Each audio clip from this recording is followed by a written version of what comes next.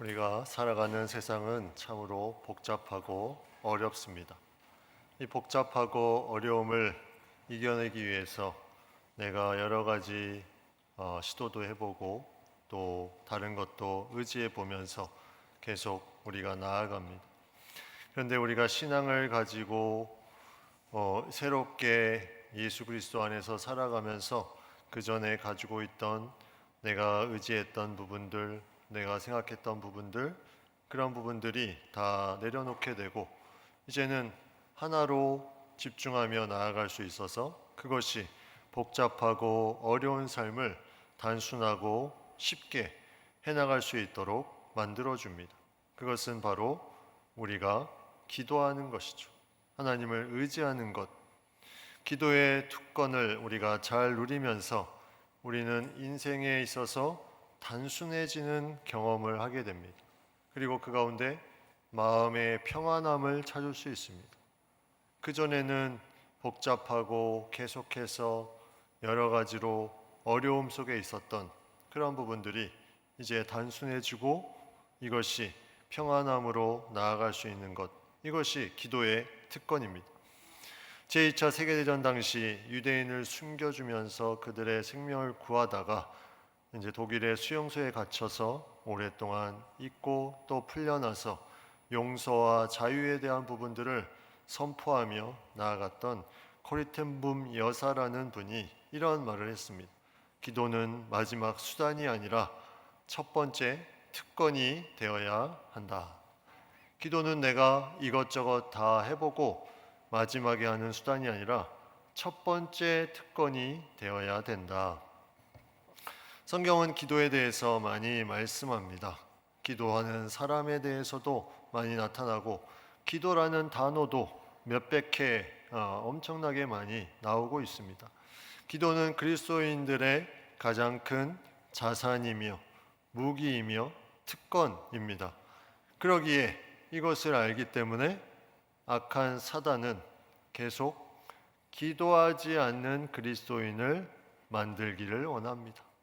기도하지 않는 그리스도인, 그 놀라운 능력이 기도 가운데 있음에도 불구하고 기도하지 않는 그리스도인, 이것이 바로 아무런 능력 가운데 살지 못하는 그리스도인의 모습, 이것을 사탄은, 악한 존재는 계속 원하고 있다는 거죠. 욥기 21장 15절 말씀에 전능자가 누구이기에 우리가 섬기며 우리가 그에게 기도한들 무슨 소용이 있으랴 하는구나. 이 말처럼 전능자가 누구이기에 우리가 섬기며 그에게 기도한들 무슨 소용이 있으랴, 이것이 악한 영들이 계속해서 우리가 기도하지 못하게 만드는 것입니다. 무슨 소용이 있겠냐? 너의 지금 삶의 형편을 봐라. 기도한들 그게 되겠냐? 네가 지금 그러한 부분에 기도로 뭔가 나아갈 때가 아니라 너의 어떤 힘으로 뭔가를 해야 될 때가 아니냐 하면서 계속해서 이런 부분으로 우리의 마음을 흔들어 놓는 것. 그래서 기도한들 그게 무슨 소용이 있으랴 하는 그러한 부분들로 계속 우리의 마음속에 잠재된 그 부분들이 우리의 삶의 현실로 나타나면 그 기도 없는 신앙의 삶을 그대로 살아가게 됩니다. 그러면 우리는 가장 큰 첫 번째 특권, 코리텐붐 여사가 말했던 그 특권을 전혀 누리지 못하고 살아가는 그런 인생이 되어버린다는 거죠. 내 힘으로 무언가를 다 해보고 이제는 안 되니까 마지막에 기도하겠다, 이것이 아니라 모든 기도로 시작하면서 나아갈 수 있는 것이 나에게 주신 하나님의 놀라운 특권이요 선물임을 우리가 고백할 수 있어야 된다는 거죠. 성경에는 위대한 인물들이 많이 나옵니다. 당대 의인이었던 노아, 그리고 믿음의 조상 아브라함, 이스라엘의 민족의 지도자 모세, 꿈의 사람 요셉, 또 하나님의 마음에 맞는 다윗, 주를 위해서 갇힌 자 된 바울, 여러 사람의 인물이 나오는데 그들이 가지고 있는 모든 호칭은 다를지라도 하나 공통된 것이 바로 기도의 사람이었다는 것입니다. 기도하는 사람. 성경에 많은 기도의 사람이 나오는데 그 중에 가장 드라마틱한 그런 모습을 보여주는 한 사람이 바로 오늘 본문에 읽었던 엘리야라는 사람입니다. 엘리야는 17장에서부터 그가 기도를 통해서 비가 오지 않게 하고 또 기도로 사람을 살리고 또 오늘 본문에 기도로 말미암아 놀라운 싸움에 드라마틱한 승리의 역사를 그가 보여주고 있습니다. 이러한 부분들을 우리는 기도는 뭔가 특별한 존재가 하는 것이다 생각할 수 있지만 그렇지 않다는 것. 엘리야의 어떤 모습 가운데 하나님이 중심을 두고 계속해서 그를 일으키시고 사용하신 가장 큰 중요한 부분이 바로 기도였습니다. 기도로 그가 하나님께 나아가며 이제 아합이라는 하나님의 마음이 아닌 바알 신의 마음에 합하게 살아가는 우상을 섬기는 그 아합 왕의 미움을 받는 그 시대에 엘리야라는 선지자가 혼자서 무언가 계속해서 하나님의 뜻을 해나가는 그 부분이 오늘 본문에 나타나고 있습니다. 엘리야의 기도로 가뭄이 시작된 지 3년에 하나님께서 엘리야에게 다시 말씀합니다. 너는 가서 너를 죽이려고 하는 아합을 만나라. 이것이 쉽지 않은 거죠. 그러나 엘리야는 그가 기도 가운데 하나님을 알기 때문에 확신하며 나아갑니다. 아합을 만나게 되는 그 과정 가운데 오바댜라는 인물이 오늘 성경 말씀에 읽었던 말씀에 나옵니다. 이 오바댜는 이 앞의 내용에 보면 아합과 그의 아내 이세벨이 여호와의 선지자들을 다 멸하려고 할 때 위험을 무릅쓰고 그 선지자들을 50명씩 동굴에 감추며 먹을 것과 마실 것을 준 인물이 바로 이 오바댜입니다. 여호와를 어려서부터 경외하는 자라고 성경은 기록되어 있습니다. 그는 왕궁 맡은 자였습니다. 왕궁의 왕과 연결할 수 있는 그런 직위를 가진 자였습니다. 그러한 오바댜가 그러한 위험한 때에 하나님의 선지자들을 숨겨주고 먹을 것과 마실 것을 공급해 주었다. 이것은 믿음의 사람임을 우리에게 보여주고 있는 거죠. 엘리야가 이 오바댜를 만납니다. 오바댜에게 아합 왕에게 가서 내가 여기 있다고 전해달라고 말합니다. 그러나 오바댜는 그 안에 두려움이 몰려옵니다. 그 두려움이 뭐냐면 그 상황이 그만큼 심각하다는 거죠. 왜냐하면 아합 왕에게 갔다가 아합 왕이 군사들을 보내서 왔는데 만약에 거기에 엘리야가 없으면 자기도 죽을 목숨이 되기 때문에 그러한 악한 상황에서 오바댜는 엘리야의 무언가 확답을 받고 싶어하는 그런 마음이 있었습니다. 그래서 이것을 한 엘리야가 오바댜에게 맹세합니다. 내가 여기 있을 것이다. 그 맹세에 오바댜는 아합 왕에게 가서 아합 왕이 엘리야를 찾아와 만나게 됩니다. 아합이 엘리야를 만나고 첫 번째 말이 뭐냐면 17절에 이렇게 나옵니다. 이스라엘을 괴롭게 하는 자여 너냐? 이스라엘을 괴롭게 하는 자가 너냐? 이 이스라엘을 누가 괴롭게 한다는 말입니까? 아합은 엘리야가 괴롭게 한다는 말. 엘리야. 우리가 이런 아합의 말에는 어떤 부분을 알 수 있냐면 아합에게는 엘리야가 무언가 기도해서 가뭄이 이루어졌음을 그가 알고 있었다는 거죠.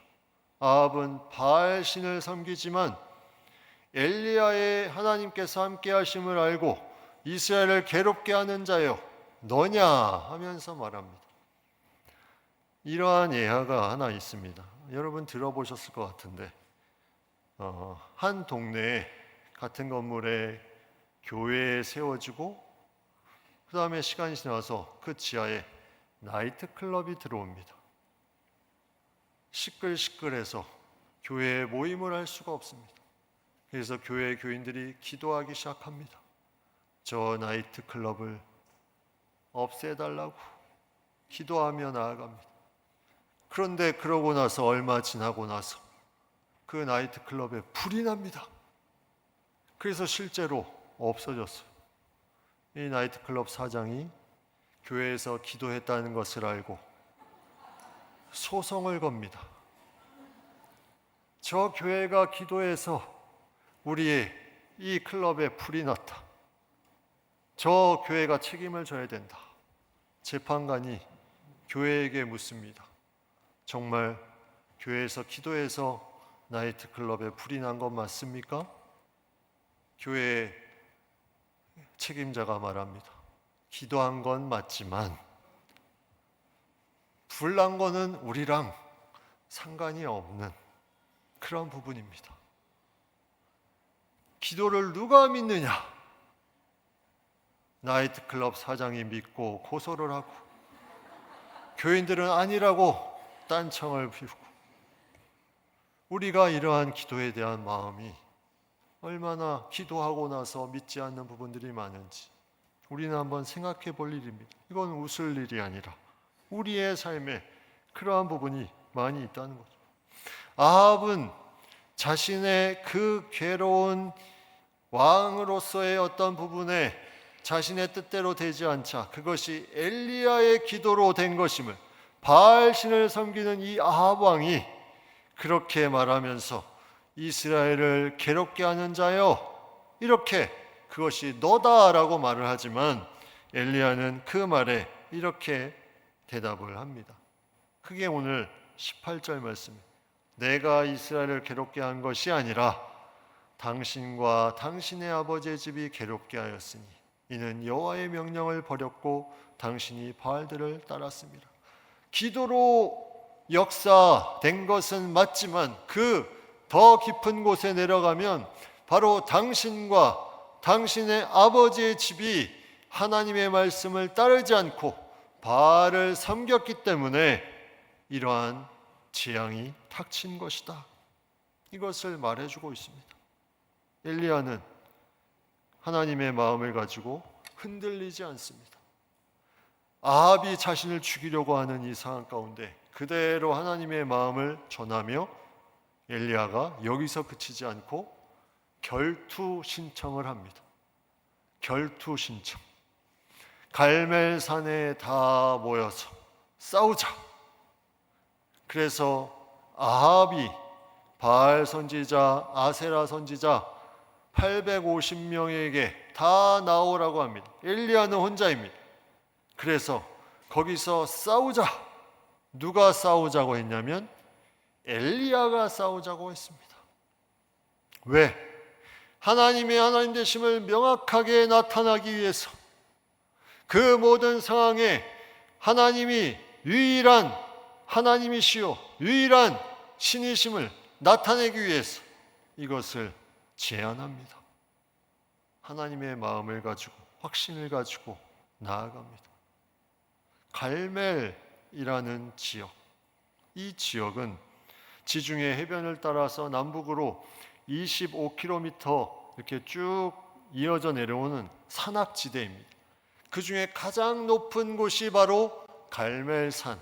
근데 여기는 너무나 장엄하고 아름다워 이곳이 이 당시에 다산의 상징, 복의 상징으로 여겨졌던 곳이라 여기를 이 아합 왕이 바알의 주된 거처지로 삼고 거기서 우상을 숭배하는 곳이 이 갈멜 지역이었습니다. 그 가운데 가장 높은 이 갈멜 산에서 너희들 다 나와서 싸우자. 여러분, 우리는 신앙생활 하면서 방어적인 신앙을 많이 합니다. 방어적이라는 말은 내가 무언가 문제가 생겼을 때 거기에 대해서 이것을 피하기 위한 신앙, 이게 방어적인 신앙의 모습이죠. 근데 엘리야는 공격적인 신앙의 모습을 보여줍니다. 하나님을 드러내기 위해서 공격적으로 나아갑니다. 하나님의 하나님 되심을 나타내기 위해서 공격하며 나아갑니다. 내 삶에 하나님께서 일하시고 역사하심을 선포하며 확신하며 나아갑니다. 우리 안에 이러한 모습이 있습니까? 우리 안에 이러한 모습이 있냔 말입니다. 이것이 너무나 중요합니다. 기도의 특권을 누리는 사람만이 할 수 있는, 이 기도를 가지고 나아가 공격하며 나아갈 수 있는 것, 이것이 너무나 귀한 거죠. 누가 봐도 열악한 싸움입니다. 1대 450명의 바알 선지자, 그리고 그들의 홈그라운드 갈멜산, 어떻게 무엇을 생각해도 이길 수 없는 것 같이 느껴지는 그 상황, 바로 우리의 삶의 상황이 그렇게 느껴집니까? 내가 무엇을 해도 이길 수 없는 것 같은 상황, 수적으로도 열세요, 세상의 강력한 힘으로 봐도 열세요, 환경적으로도 열세인 이 상황에서 엘리야가 대결을 신청합니다. 여러분, 이러한 믿음이 어디에서 나왔겠습니까? 기도하면서 하나님을 알아가는 그 엘리야의 믿음 가운데 이것이 나타난 것입니다.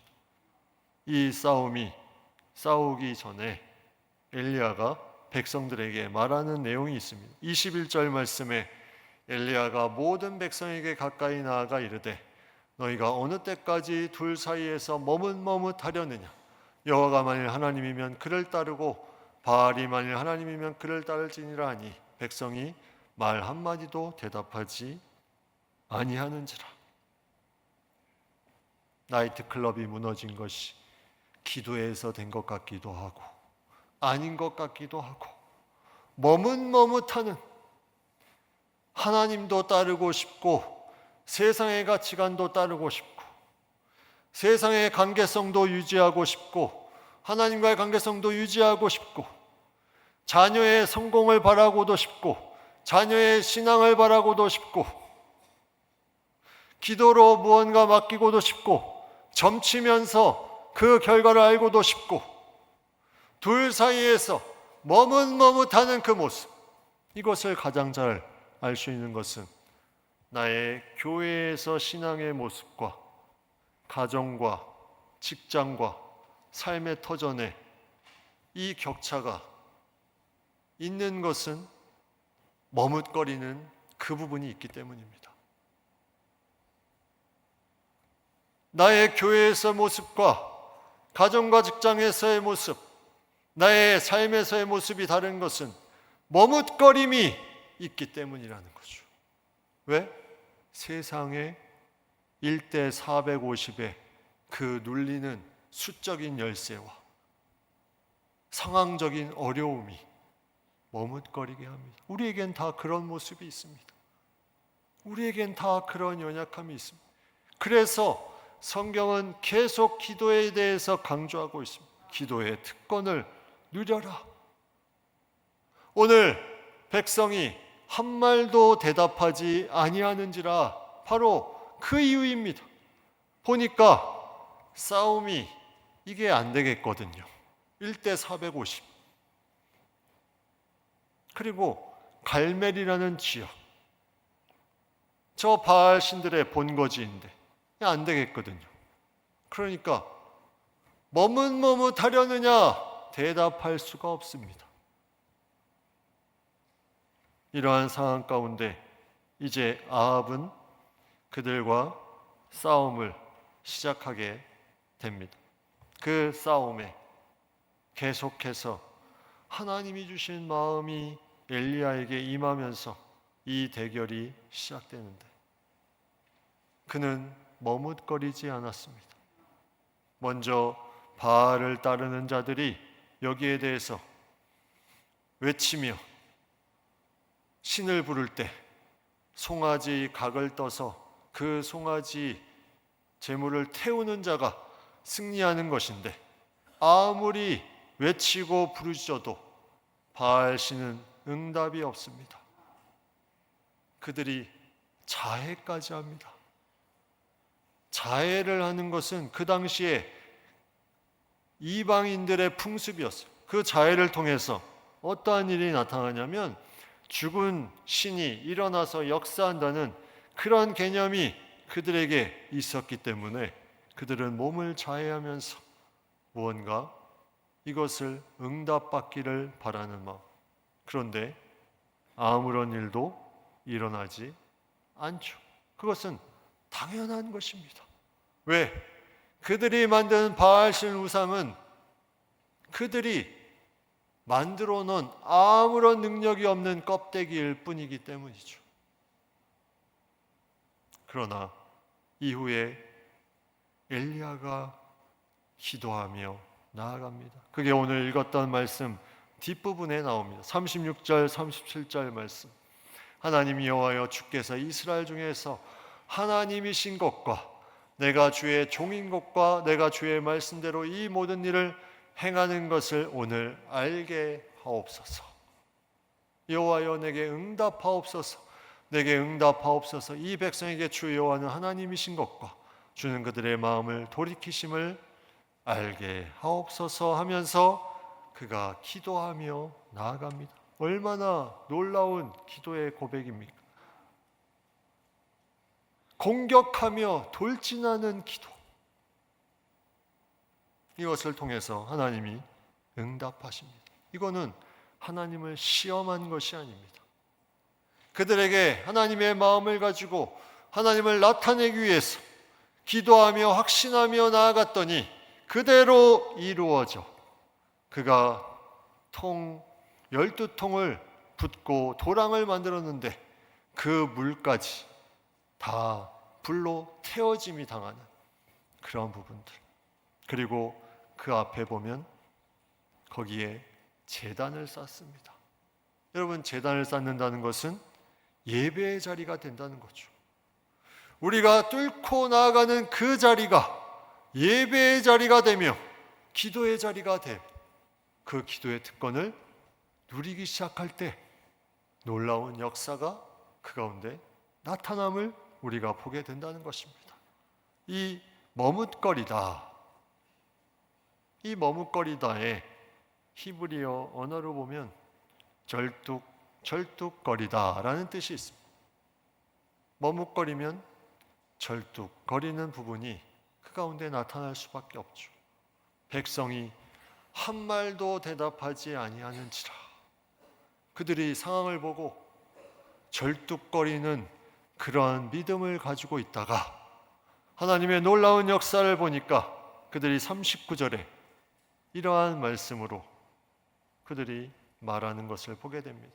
모든 백성이 보고 엎드려 말하되 여호와 그는 하나님이시로다. 여호와 그는 하나님이시로다 하니. 여러분, 이 백성들이 그 전에 하나님의 놀라운 역사를 경험하지 않은 것이 아닙니다. 우리가 이곳에 온 것이 하나님의 놀라운 역사를 경험하지 않은 것이 아닙니다. 그럼에도 불구하고 우리는 계속해서 절뚝절뚝거리는 머뭇거리는 삶을 살다가 더 큰 무언가 기적을 보고서야 그때야 하나님이 진정한 하나님이시구나, 그러한 고백을 하는 연약한 모습이 우리 가운데 있다는 거죠.